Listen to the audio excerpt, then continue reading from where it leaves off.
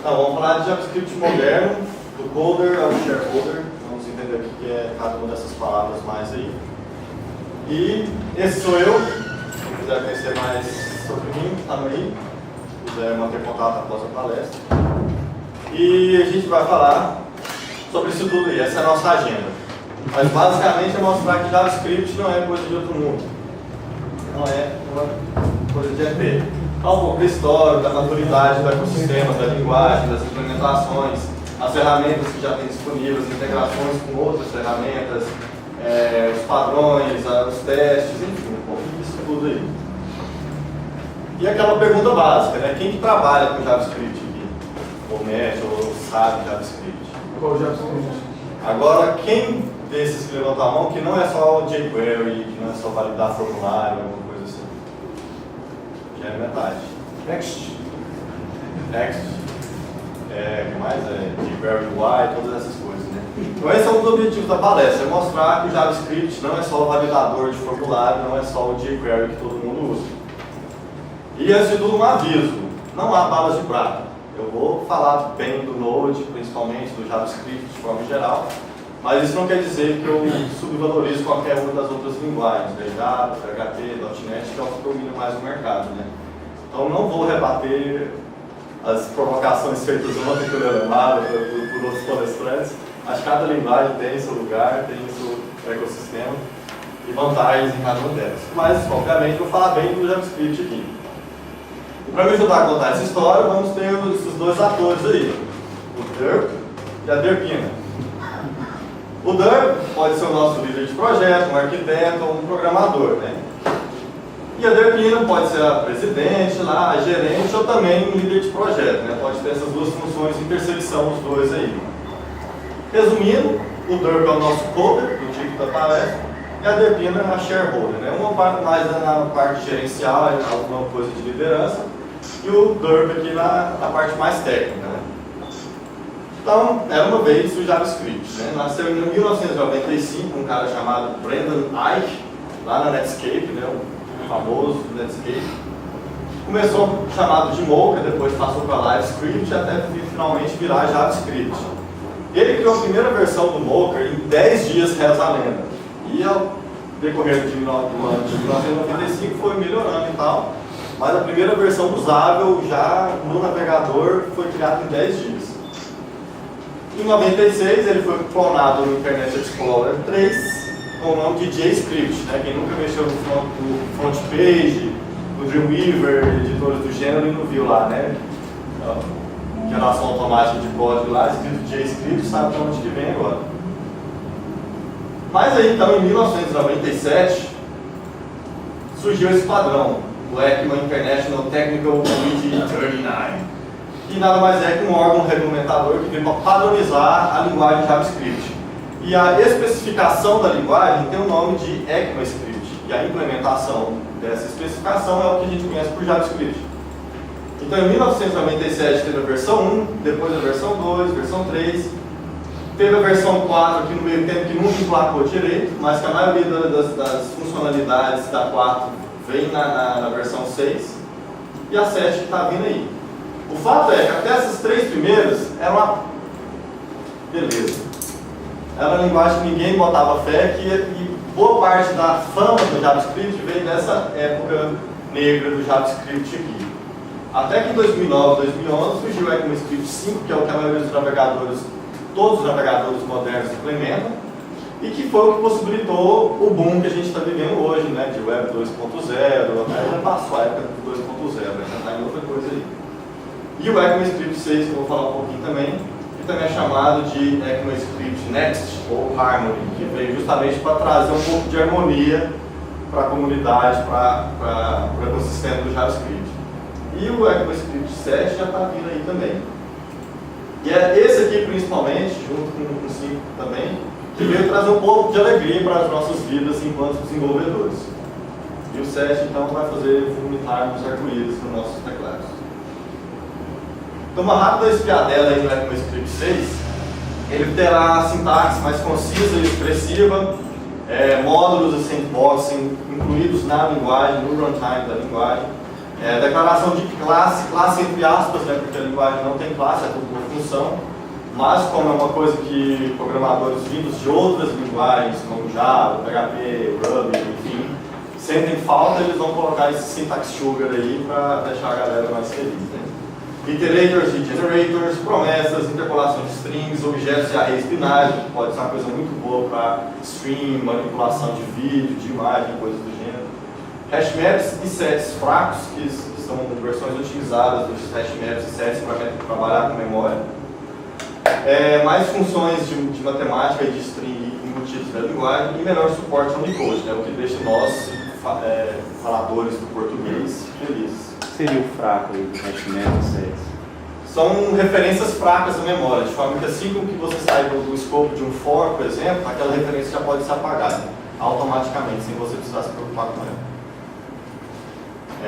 Bem superficialmente, né? Isso são apenas algumas das funcionalidades. Né? A lista completa, bem como os links de tudo que eu estou falando aqui, eu condensei num link só, que está no final da palestra. Tá? Então, tudo que eu estiver falando aqui é só pegar um link lá depois, e já está tudo incluído lá para vocês.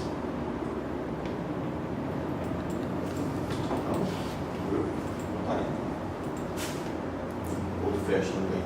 A moral dessa história: JavaScript foi mesmo criado na Tora, para não falar, né, outra expressão, nas coxas mesmo. Mas ele passou e vem passando por um longo processo de aperfeiçoamento por todas essas versões do ECMAScript. E mesmo assim, mesmo com todos esses tropeços no caminho aí, é uma linguagem cada vez melhor, cada vez mais ubíqua, igual quem teve a oportunidade de ver a palestra do Alemar lá, ele falou bem do JavaScript. E hoje grandes nomes contribuem por essa linguagem para tornar ela ainda melhor, para tornar ela excelente. E alguns exemplos desses nomes está aí, ó, Firefox, jQuery, Google, Intel, a Apple, né, representada pelo Safari, Netflix, Yahoo, eBay, Facebook, Internet Explorer. Todas essas grandes corporações, o produto principal delas está no JavaScript, está no mundo web. O mundo web é JavaScript. Então elas têm interesse financeiro por trás do JavaScript. Então isso é uma prova que o JavaScript não vai a lugar nenhum, assim, no sentido que não vai deixar de existir.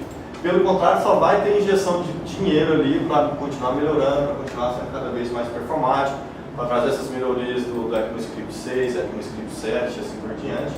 É que todas essas não tem para onde correr, o JavaScript está lá e não vai ser trocado.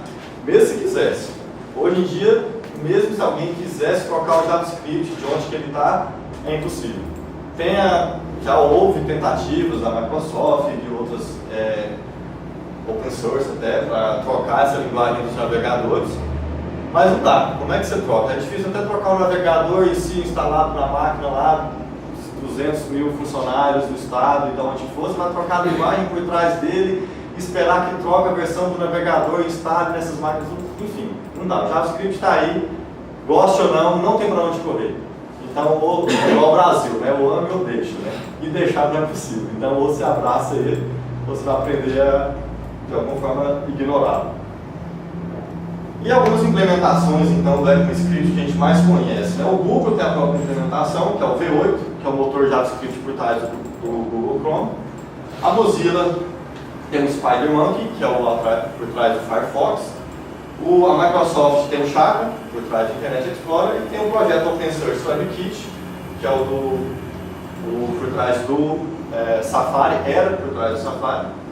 Não confundir com o WebKit o renderizador HTML, né, que também é do mesmo projeto. Né, eles têm a parte do renderizador HTML e também o JavaScript. O Safari e o Opera recentemente migraram para o V8 também, do Google. Né. E também é do V8 que surgiu o Node.js. Quem não conhece, quem não ouviu falar do Node.js ainda, é uma linguagem server-side, do lado do servidor, assim como Java, assim como PHP, assim como Ruby, com todas as capacidades que qualquer uma dessas linguagens tem. Acesso a banco, acesso ao sistema de arquivos, ao sistema operacional. Então tudo que essas linguagens conseguem fazer a nível de servidor, o Node também consegue. Alguém trabalha com Node? Não. Socket.io, né? Quem ouviu nas palestras anteriores o pessoal falar de WebSocket, nasceu, por assim dizer, do JavaScript, né? Principalmente do Node, como o Socket.io tem uma implementação mais conhecida. Né? E uma informação um pouco que falaciosa, já explico por quê. Isso é uma quantidade de repositórios novos criados no GitHub, né? Desde 2008 até ano passado. Ruby, Java, PHP, Python, C++, C Sharp, Objective-C e Perl. E o JavaScript está crescendo cada vez mais. Né? O que eu quis dizer com falaciosa? Porque isso é para projetos open source, claro, né? Porque está no GitHub, né? Os repositórios privados lá não entram nessa estatística. E até mesmo outros projetos open source que não estão no GitHub, né? Que estão lá, sei lá, no Bitbucket ou qualquer outro serviço, né? Ou os que vivem só nas empresas, né? Não estão em algum serviço externo assim. Então, né, vamos contextualizar bem para não passar com informação falaciosa. Isso é do GitHub. E alguns gráficos mais complexos aqui. Não só os novos repositórios, mas também novos tickets lá do sistema de tickets do GitHub, né? E novos usuários usando aquelas tais linguagens, né? Então, já vocês namorando aí um pouquinho. Enquanto isso, eu falo que tem um interesse cada vez mais crescente no JavaScript, né? Todo por essa história da Web 2.0, pela criação do Node.js, por novas iniciativas, igual a gente viu lá da própria Oracle com o Nashorn, né? Que é uma implementação de JavaScript também. A própria Mozilla também tem uma implementação em Java do JavaScript, que é o Rhino, né? É esse mesmo. Inclusive a Oracle, né? O Nashorn da Oracle lá, foi um trocadilho com o Rhino da Mozilla, que é Nashorn em alemão, que é Rhino, né, rinoceronte em alemão.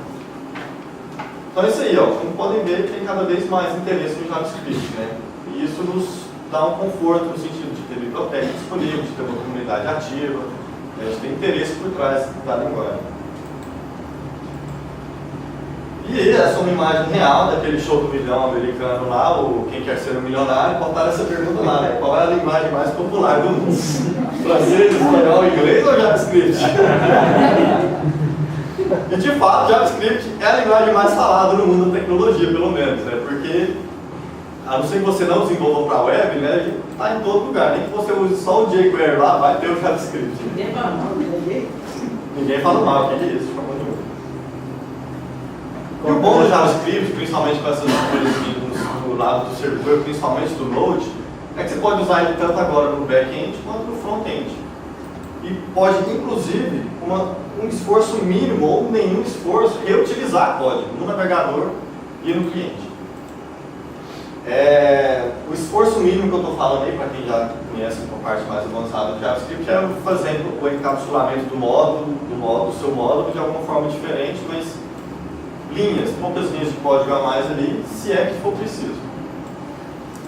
E além disso também, compartilhar a biblioteca, por exemplo, você tem uma biblioteca de geração de template, ou de validação de dados, ou para fazer comunicação HTTP por Ajax, ou alguma coisa assim, você pode usar mesmo lá na sua aplicação do lado do cliente, ou do lado do servidor. Isso, ao meu ver, é um ganho considerável, né? Você tem que aprender uma coisa só, é um código só que você tem que entender, uma API só que você tem que estudar. Ou quando você for atualizar uma versão ou dar alguma manutenção, é num lugar só que você vai precisar de fazer isso. Entre outros, né? E isso te dá também essa opção de pré-renderizar um template ou mesmo uma árvore DOM inteira para devolver para o navegador.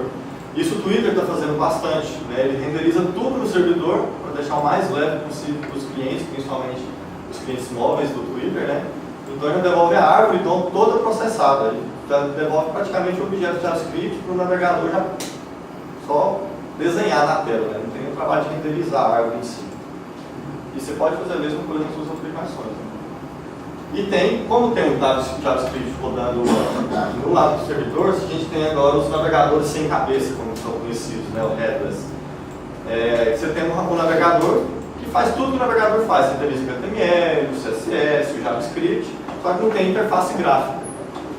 E você pode realizar testes, fazer relatórios, tirar screenshot da sua aplicação, tudo pela linha de comando ali, tudo automatizado no lado do servidor. Sem ter trabalho nenhum, tudo integrado lá com o seu script, com o seu Maven, ou Ant, ou Book, ou Grunt, igual eu vou falar ali mais na frente também. Pode fazer testes visuais da sua aplicação, testar se o seu botão está 100 pixels do topo e da esquerda lá, para saber se nada quebrou visualmente na sua aplicação, coisa e tal. De forma automatizada, usando um navegador desse, por exemplo, fazendo um teste com jQuery, com qualquer coisa que você faria no navegador mesmo.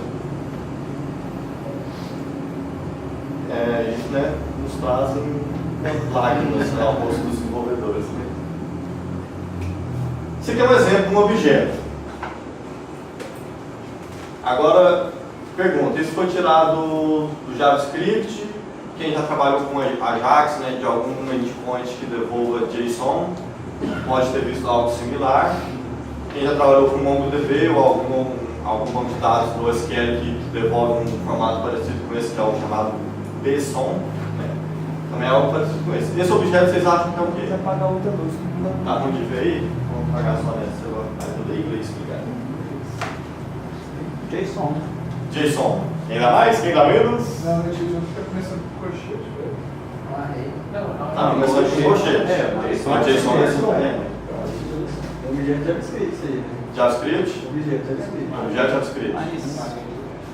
JSON é JavaScript. Quem falou JavaScript, tá certo. Quem falou JSON também, quem falou MongoDB também. É a mesma coisa. JSON é JavaScript. JSON, o próprio nome, né, vem de JavaScript, Object Notation, né, notação de objeto JavaScript, né. Pode ficar mais complicado que isso, principalmente no caso do MongoDB, mas para registro simples é a mesma coisa que você vai receber de volta, é isso aqui, ó. Você pode vir aqui selecionar com o mouse, Ctrl+C, Ctrl+V do seu editor JavaScript lá, ou pegar a resposta do seu Ajax e colar no seu editor ou direto no banco de dados que vai funcionar. É isso aí, claro que para exemplos mais simples, né. Isso traz um ganho muito bom na minha percepção também, porque primeiro é fácil de ver, né? Idade 25, ID e tal, alguma variável de controle, o nome, primeiro nome, último nome. E a mesma estrutura de dados para o seu banco, para a sua comunicação HTTP, para o seu objeto do JavaScript em si. Então assim, é um idioma comum que você está falando, né? Você não tem que falar objeto Java, objeto MySQL, objeto que o navegador conversa lá nas requisições REST, é visualmente parecido. Então isso tem um pequeno atrito a menos, né, para você entender o que está acontecendo ali e também para fazer a comunicação no seu código, na sua aplicação. Né? Você pode pegar ali do colchete até o outro colchete ali e passar para o banco, que ele vai saber interpretar aquilo ali e salvar no seu banco. Né? Sendo MongoDB, né, que trabalha de formato parecido, mais fácil, mas não sendo também, né, porque hoje em dia, igual eu tenho falado nas outras palestras também, a maioria das APIs já são nativamente, já tem suporte nativo para JSON, né? Então você pode fazer essa comunicação do JavaScript para qualquer uma dessas APIs quase sem atrito nenhum. Então agora, o desespero da nossa gerente ali, né? A gente tem um legado de tecnologia aí há mais de 15 anos aí, né? E não estou entrando no mérito de nenhuma tecnologia, né? Seja Java, PHP, .NET, qualquer coisa assim, né? Mas o fato é que, nas palavras do Joe McCann aí, muitas organizações vêm se encontrando de mãos atadas, restringidas e de fato impedidas na sua habilidade de inovar, principalmente, né, no mundo corporativo. Alguém aí toma as dores? Alguém discorda? Alguém... Vou programar com VB. Ah? Vou programar com VB. VB. 2012. É o jeito. Então, a gente está vivendo a época agora dessa renascença do JavaScript, né? Ou da ascensão, igual o Lemar falou ontem, né? Achei bonito, né? Ascensão do JavaScript. Não só para a web 2.0, coisa e tal, né? Na web, né, não precisa nem falar, né? E principalmente com essa onda de mobile responsivo, né, que tem hoje. Ah, vocês querem que ligue a luz lá? Vou deixar aqui. Vão dormir não? Qualquer coisa, se houver alguém roncando, eu passo a galera de novo. E alguns exemplos, né, de tecnologias aí do lado do navegador, né? Backbone, Angular, React do Facebook, Dust, que é um sistema de template do LinkedIn, muito bom também, muito rápido. Do lado do mobile mesmo, né? Tem o Cordova, ou a implementação proprietária dele, o PhoneGap, né, que você já deve ter ouvido falar, que tem palestras aí também. Kirin, Titanium, o próprio iOS e o OSX, o Objective-C e o C deles, tem uma ponte JavaScript que te permite escrever JavaScript e ser rodado nativamente na aplicação e vice-versa através de JavaScript. Você chamar algum método lá do seu Objective-C, acessar as funções de hardware do seu dispositivo móvel, etc. E apesar de estar tudo isso muito nascente, né, muito recente, a tendência é investir e ter cada vez mais coisas, né? Porque, como eu falei, JavaScript veio para ficar, não tem como fugir dele. E aplicações desktop também, bibliotecas como Node, WebKit, DeskShell, Chrome Apps, o Prism, Adobe Air, você pode desenvolver JavaScript puro e ter sua aplicação rodando lá no desktop. Então, se sua empresa faz algum sistema que exige, né, fazer, integrar com scanner, né, ou algum hardware, mas assim, precisa ser desktop, você pode fazer o WebKit lá, por exemplo, e programar HTML, JavaScript, acessando as coisas do sistema operacional também. E esses são alguns dos outros exemplos, né, para desenvolver para o Chrome OS ou extensão para o navegador que roda embutido, né, alguma dessas coisas. O Prism praticamente também é só para o Mozilla, né, para o Firefox OS. E projetos em hardware também. A exemplo do Spruino, o Tessel, o Arduino também tem uma versão que já compila JavaScript. Você pode fazer microcontroladores, para quem viu a palestra lá do colega sobre microcontroladores também. Você pode programar nativamente JavaScript e acessar e ter seus microcontroladores e microhardware também. Então, JavaScript, por quê? Por que eu usaria JavaScript? Né? Bom, primeiro, por que não? Igual eu falei, não está indo lugar nenhum, está recebendo cada vez mais investimento, a comunidade está crescendo cada vez mais. Ele já está lá, e esse lá aí é em todo lugar, né, igual eu falei, né? Não é só no navegador, igual a maioria de nós pensávamos, não mais, né? Não é só o jQuery para validar um formulário ou para deixar um botãozinho bonitinho, né? Você faz aplicações inteiras, pesadas, Facebook, tudo JavaScript, né, no navegador pelo menos, né? É um baixo risco, porque é uma linguagem leve, que não exige muito hardware, não exige muito... A curva de aprendizado não é longa, apesar de ser uma linguagem flexível e poderosa, né, mesmo com as restrições que ela tem. Baixo risco porque ela já está lá, né, ela já tem conhecimento lá, as empresas já conhecem. Não tem aquela coisa assim, será que vai dar certo, será que não vai, será que é uma escolha certa que a minha empresa está fazendo ou não é, porque ela já está lá e não vai deixar de existir no mundo inteiro, né? Então, nessa ótica, é um baixo risco. Você pode escrever um código e aplicações inteiras uma vez só para rodar em diferentes dispositivos, desktop, mobile, navegador, compartilhar código do servidor para o cliente, como eu falei. E é um conjunto macro de conhecimentos único, né? Para quem é desenvolvedor, assim, né, você não tem que aprender duas linguagens, né? Apesar de ter os escopos diferentes do navegador e do servidor, claro, né? É a mesma linguagem, no fim das contas, né? Assim, entender bem o prototype, o mecanismo de funcionamento do JavaScript, você não vai ter que reaprender como o Ruby trabalha, como o .NET trabalha, como o Java, o PHP trabalha. A sintaxe é a mesma, as bibliotecas são a mesma, a comunidade é a mesma, o editor é o mesmo, os plugins que você usar no seu editor é o mesmo. Então tem todas essas pequenas, mas não tão pequenas, pequenos detalhes assim que no âmbito global acaba fazendo diferença, acaba te deixando mais produtivo, o que significa, né, mais dinheiro entrando na empresa, né, menos gastos, etc. Então agora eu vou falar alguns dos cases de sucesso de grandes empresas que usam JavaScript, não só no navegador, né? No navegador nem precisa falar, todo mundo usa, né? Todo aplicativo web não tem como fugir, né? Então desde startups promissoras, mas nascentes, como empresas grandes como todas essas aí, tem o pessoal usando Node pesado, inclusive a Microsoft. O Azure lá, que tem um monte de palestra aí, ele roda, não sei a dimensão, não sei se é a extensão disso, mas tem parte dele rodando em Node, o que é interessante. Então, vamos começar com o PayPal. O pessoal do PayPal construiu uma versão em Node de uma aplicação já existente em Java, na metade do tempo com menos desenvolvedores. Hoje em dia, tudo do PayPal já está em Node. E a versão em Node do app dobrou o número de requisições por segundo. E o tempo de resposta caiu 35%, cerca de 200 milissegundos. E eles conseguiram fazer de 1 a 12 aplicativos em apenas um semestre.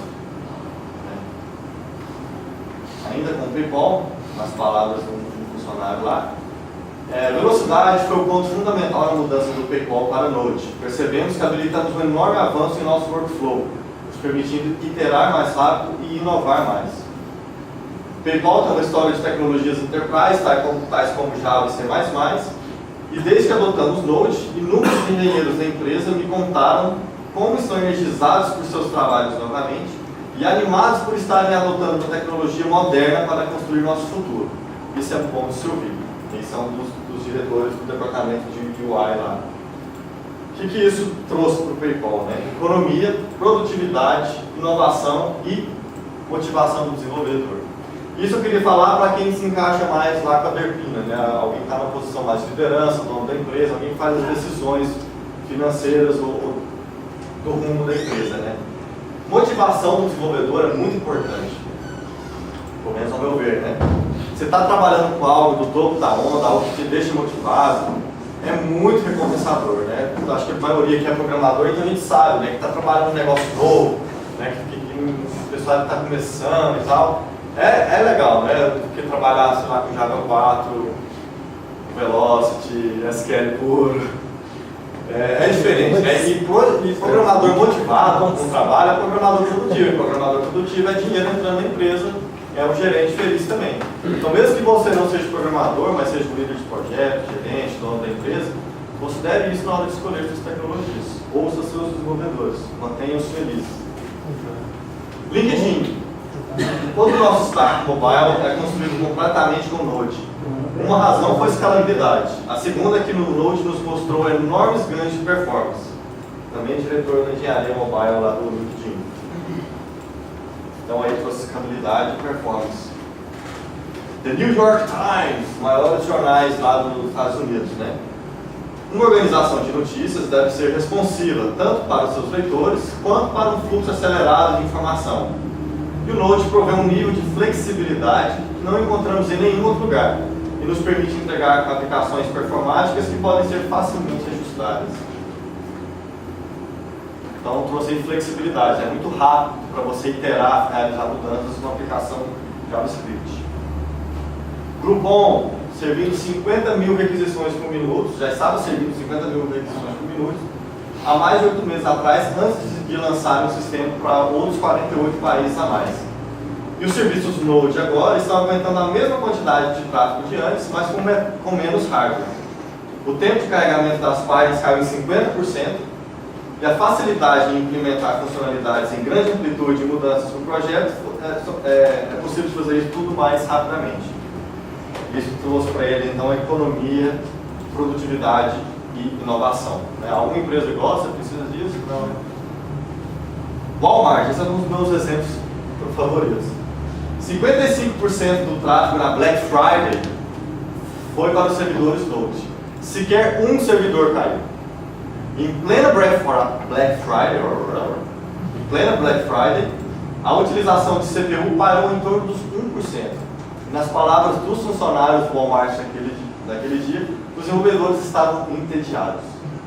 Todo mundo lá, né, arrancando cabeça, né? Se essa Black Friday aqui no Brasil, o submarino já é aquela coisa louca, imagina lá nos Estados Unidos, né? Vem de lá, né? Não sei se já viu algum filme ou seriado mostrando o dia de Black Friday lá, dá morte, velho, dá morte. Gente sendo pisoteada, né? E no mundo online também. E no Walmart, né, que é um dos maiores exemplos de Black Friday online, assim, o povo tava lá, pô, não vai acontecer nada, não vai dar problema,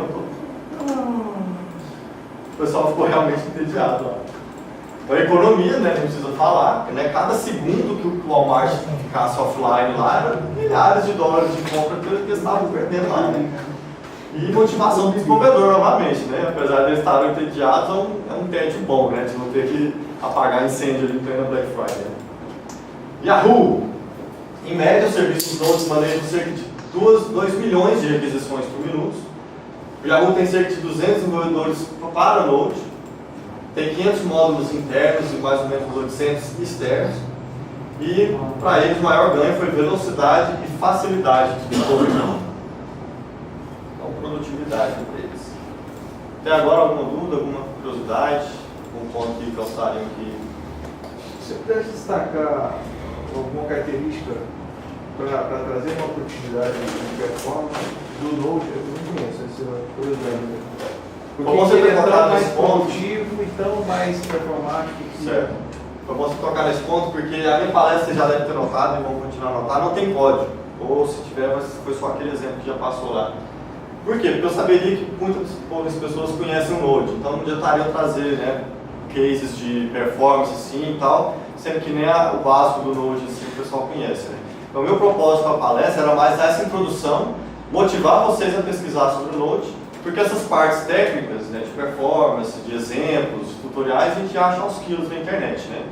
Então, mas essa parte mais de experiência, né, de dados, estatísticas reunidas num só lugar, assim, é mais desafiante de achar. Então, esse foi o meu propósito. Mas respondendo a sua pergunta, uma das grandes diferenciais do Node na performance é que ele é assíncrono por natureza. E de forma que assim, ou você programa assíncrono ou você programa assíncrono. Já está embutido na linguagem. Você não tem que, por exemplo, no Java, declarar um método como assíncrono para ele ser executado assincronamente. Tudo nele é assíncrono. Se você quiser fazer algo que seja síncrono, você tem que falar explicitamente, usar uma versão síncrona de algum método. Então, tudo que envolva I/O, tudo que envolva entrada e saída da sua aplicação, como acesso escrito a disco ou a banco, já vai ser mais rápido pelo Node por conta do Event Loop, que é o jeito que ele lida com as formas assíncronas debaixo do capô. Isso não é só para dar uma pincelada, né? Novamente, tem mais links lá no final para quem quiser aprofundar nesses conhecimentos. E a produtividade é porque é uma linguagem simples, o JavaScript é simples, ele não tem muita firula. Os objetos, do jeito que você escreve um objeto, um array, até mesmo por ser interpretada, né? Assim, não é tão verboso de se escrever. E parecido com o Ruby também, você pode abrir classes, abrir métodos, né? Mexer na linha de protótipo do seu objeto, fazer alterações assim, que apesar de ser perigosas nas mãos erradas, né? Com toda grande responsabilidade, com grandes poderes vem grandes responsabilidades, né? Então ele te provê isso, né? Pode ser arriscado, mas se você tiver autoridade para usar isso, também ele te traz muita performance, muita produtividade nesse sentido. Vamos falar um pouco do ecossistema, né? Agora mais para trazer novamente lágrimas de felicidade para os desenvolvedores.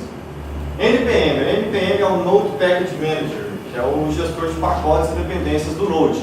Já vem embutido na linguagem. Quando você instala o Node, você já ganha o NPM. Então você não tem que se preocupar em escolher, usar o Maven, blá blá blá, alguma coisa assim, né? Você pode ir lá, Grace. Ele é parecido com as gemas do Ruby, similar ao Maven também no que tange a parte de gestão de dependências. Né? Mais para frente a gente vai ver que outras funcionalidades do Maven podem ser substituídas com outras ferramentas.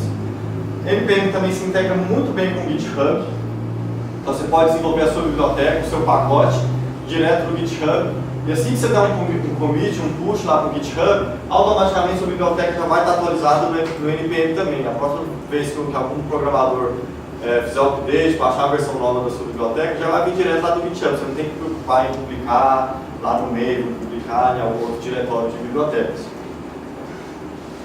Isso cria a facilidade de criar e manter pacotes. E o que, por consequência, gera maior engajamento e fortalecimento da comunidade, que é outro grande critério ao ter em mente, ao se escolher uma linguagem, um framework, um ecossistema, né, para a sua empresa, para o seu projeto. Né. O NPM ele recebeu vários elogios da comunidade da ciência da computação de forma geral. Né. Ao comparar ele com as gemas do Ruby ou com o Maven, assim, ele teve bastante elogio como ele é arquitetado por trás. Só para entender melhor aquela parte que você falou da integração com o GitHub, como que é? Eu posso botar uma dependência direto vindo do GitHub? Ao escrever o seu pacote no NPM, você tem um arquivo de configuração lá. E lá você fala assim, o repositório dessa biblioteca está nessa URL do GitHub. Aí toda vez que alguém tentar instalar a sua biblioteca pelo NPM, como ela já vai estar publicada lá, você já vai ter esse arquivo lá na base do NPM também, ela vai ver que então está lá no GitHub também. Aí ele vai puxar diretamente lá do GitHub para você. E aí como fica a versão? Lá no GitHub, no Git, você pode usar as tags, né? Você pode usar a tag do seu projeto. Então é isso, você pode usar a tag normal no seu Git, que vai automaticamente para o GitHub, que vai ser a versão também do NPM. Então é bem transparente, você pode usar num lugar só e ter isso expandido para todo o NPM também. Bacana. Teste. Eu acho que hoje em dia, né, ninguém mais pensa em principalmente começar um projeto sem teste, né? Cada vez, felizmente, cada vez mais na moda teste. E tem diversas bibliotecas aí que trabalham com testes unitários, de integração de continuidade, testes AB, testes visuais, tira screenshot, compara lá e tal. E esses são alguns exemplos de diversas bibliotecas que você pode usar aí. Task runners, né, os gestores, os executores de tarefas. Os principais que temos hoje no mundo de JavaScript são esses três aí, tem vários outros, mas eles são os mais famosos por enquanto. O Book, o Grunt e o Broccoli. Eles seriam similares, mais ou menos, ao Makefile, o Ent ou Maven lá do Java, por exemplo. Ou o Rake lá do Ruby, né? Eu acho que ele seria mais próximo lá do Ruby do Bundle, né? Acho que Makefile mesmo. É verdade. Então, e você pode usar qualquer uma dessas também com JavaScript, bem como você pode usar qualquer uma dessas com o seu projeto Java ou Ruby, né? Não está atrelado. Mas, claro que se o seu projeto for JavaScript é melhor ainda porque você vai estar continuando JavaScript, né? As configurações podem ser tanto declarativas, no caso do Grunt, ou como se estivesse escrevendo um JavaScript puro, no caso do Gulp. E fica fácil, né? Normalmente aquela coisa, você não tem aquele atrito de trocar de linguagem, tem que escrever 3 kg de XML para configurar um negócio que é só fazer um deploy, né? Em poucas linhas você consegue fazer isso em qualquer um desses exemplos aqui. Novamente, não coloquei os exemplos, mas na primeira linha de resultado do Google você acha isso aos montes, né? Integração com servidores, com plataformas de integração contínua, né? Integra com qualquer outro projeto facilmente. O Travis, o Jenkins, o Strider, que é a versão open source nova aí, e qualquer outro, né? Assim, tem uma API que geralmente tem, é fácil de se integrar também. Se você quer usar alguma plataforma como serviço, né, no cloud, igual na palestra de ontem lá, não, de hoje de manhã, na verdade, né? Já tem algumas prontas para você usar na nuvem, né, como o NodeShift, o próprio Azure da Microsoft também, o da Amazon e várias outras, né? Aqui tem esse link aqui que oficial da própria Joint. OpenShift também, da Red Hat. Não, tem vários. Aqui tem uns 300 listados lá. Esses daqui são os mais famosos, assim, só. E, bom, é isso. Os links estão todos condensados aqui, se vocês quiserem. Quem quiser saber mais sobre JavaScript dentro do GoJS, que é a nossa comunidade local de JavaScript, tem um fórum de discussão lá, os links estão todos lá no site. Se quiser anotar o link, a palestra eu vou passar lá, vou publicar o link lá no meu Twitter. Eu acho que o pessoal do evento aqui também vai replicar esses slides depois. Anotaram aí? Tem alguma dúvida?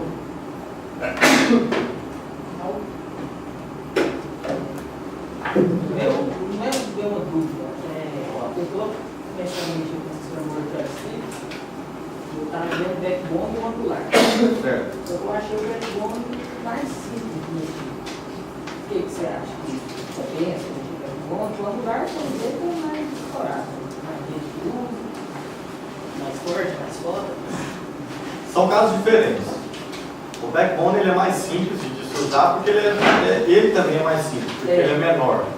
Ele é mais flexível justamente por ser menor, assim, né? Você está usando algo mais seco, algo mais cru. É mais só o backbone mesmo. Né? Igual o nome fala, é só a coluna vertebral da sua aplicação, né?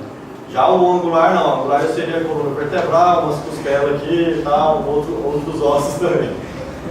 Então, e algumas filosofias diferentes, né? O Angular tem negócio de bind de duas mãos, né? Você atualiza o valor do JavaScript e atualiza no campo HTML. Atualiza no campo HTML e atualiza no JavaScript. Mas você tem outras bibliotecas externas ao backbone que você pode fazer isso também no backbone. Declarativamente também, igual você declara os eventos lá no backbone, você declara um outro hash lá, que aí acontece a mesma coisa do Angular. Então, as duas são diferentes. Tem diferença de performance, né, de comunidade e de utilização principalmente. Né? A forma como você programa um e outro é muito diferente. O backbone ele tenta ser mais agnóstico, né? Ele não tenta ficar no seu caminho, né? Ele é mais JavaScript assim e você faz o que você quiser. O Angular você tem que aprender o jeito Angular de se fazer as coisas, né? Tem uma curva de aprendizado maior, na minha opinião, mas que depois a médio prazo assim, te dá algumas facilidades, né? O boilerplate, assim, né? Você não tem que codificar muitas coisas. Aí depende do caso de uso de cada um. Mas esse não funciona no back-end, não.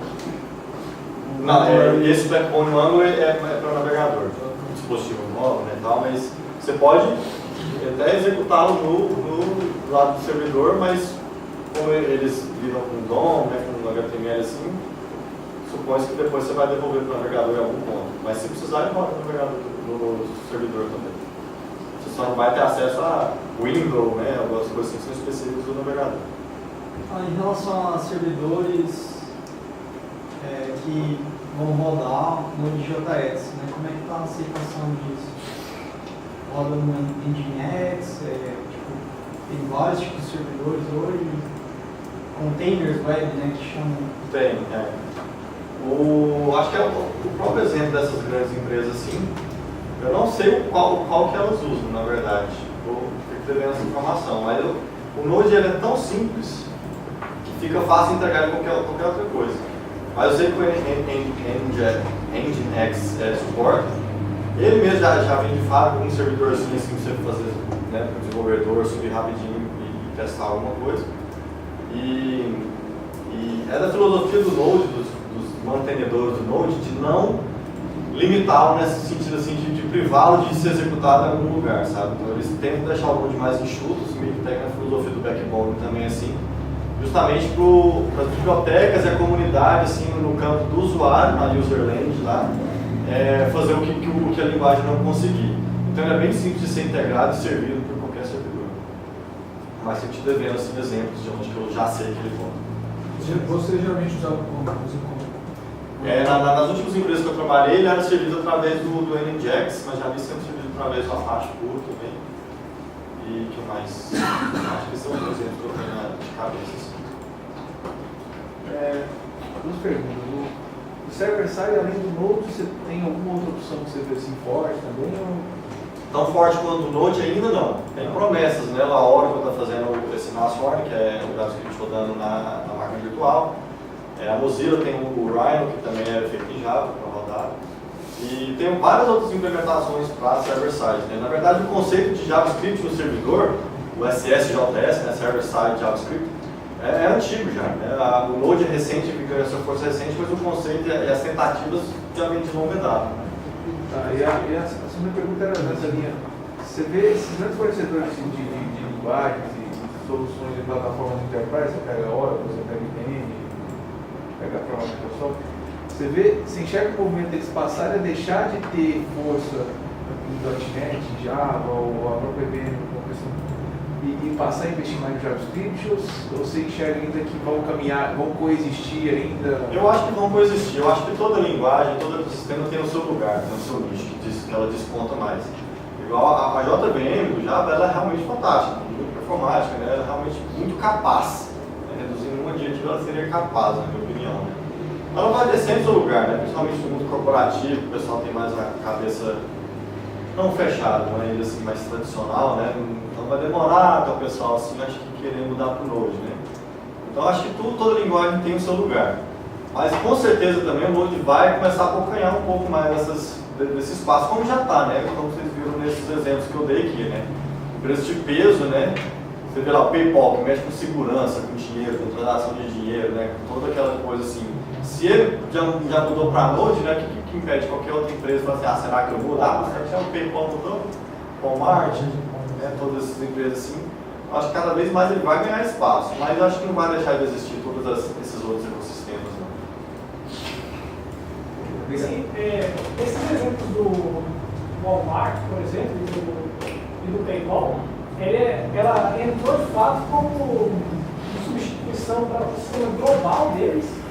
Essa é uma pergunta, né? Sim. A segunda é, se você conhece algum exemplo de uma empresa, por exemplo, a empresa que eu trabalho, o sistema tem 400 tabelas, por exemplo, de banco de dados, ou seja, um sistema morno. Nesse cenário, por que eu digo isso?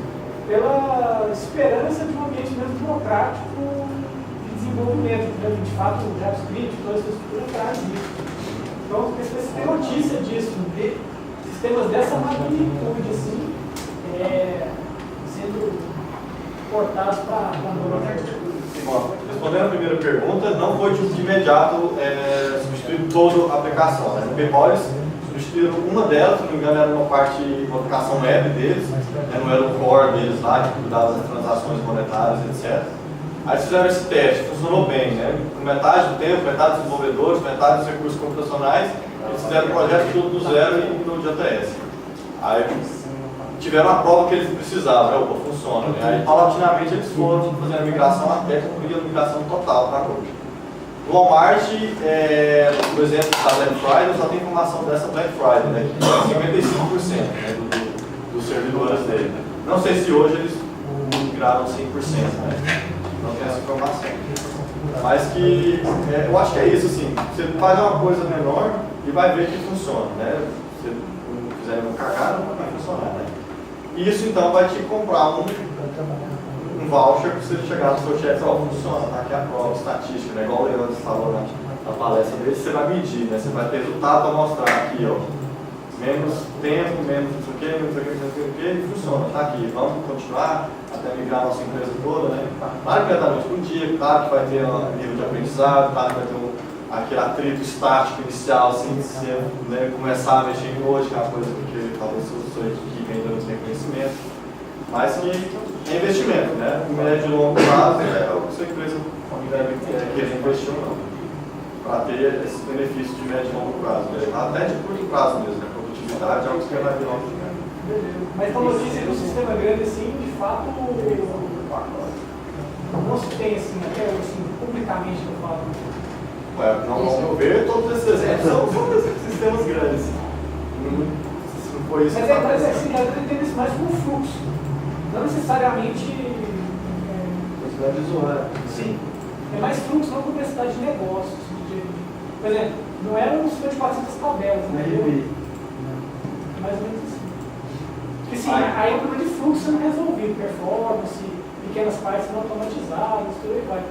Mas eu digo sistemas grandes, 400 tabelas, por sinal, com uma cara, eu não tenho noção muito boa, para falar a verdade, mas eu imagino que o Walmart, o PayPal não fica muito atrás desse número aí, não. E, já é essa automatização para isso, né? E de qualquer forma, você pode continuar com o seu banco, com suas tabelas do mesmo jeito lá e só trocar a linguagem por trás dela, né? O Node também conversa com todos os bancos por aí.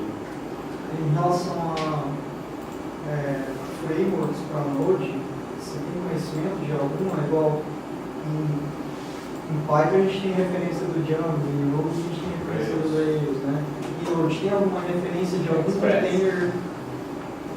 O Express, né, na verdade, é mais um container bem assim, só para API, né, para servir o HTTP, conversa HTTP. Né? Se quiser uma coisa mais complexa, tem o Meteor, tem o Sales. Tem o Meteor, comparando com o Rails mesmo, tem o Sales, né, que em vez de ser a trilha do trem, o Rails é a vela do barco. Tem o Sales e não está na maturidade do Rails, isso com certeza, não quero deixar ninguém enganado em relação a isso, porque o Node é recente, né, então ainda está nesse processo de maturação.